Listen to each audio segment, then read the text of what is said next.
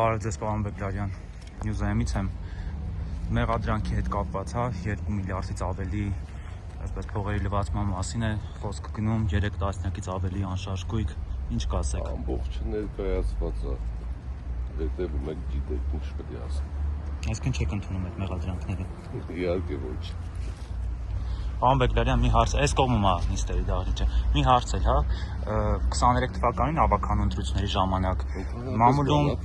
մամուլում տեղեկություններ կային, հարց տամ, բանա փոխվել հարաբերս։ Ինչ առումով։ Կարելի է մոտիկանալ, հարցնել, ես այսօր տրամադրված եմ ձեր հարցերին պատասխանել, թե ոչ։ Հետո սկսեք հարցերը տալ, ես պատասխանեմ։ Հազվադեպ են լինում առիթներ, որ հանդիպենք, պարոն Բեկլարյան, դրա համար միանգամից մոտ։ Սրանից հետո միշտ հանդիպելու ենք, ամիսը 2-3 անգամ Շատ լավ, վերջին տրամադրվածությունս մի քիչ թե Ես վերջին հարց ընդհանում եմ, տեղեկություններ շատ կարճ, պարոն Բեկլարյան, նշում էի, որ պարոն Բեկլարյան շատ կարճ ընդհանրապես դեռ ժամանակ կա նիստից մեկնարկում։ Շատ կարճ ընդհանրապես շատ կարևոր է այդ հարցը եւ ձեր բարձրաբանումը այս պահին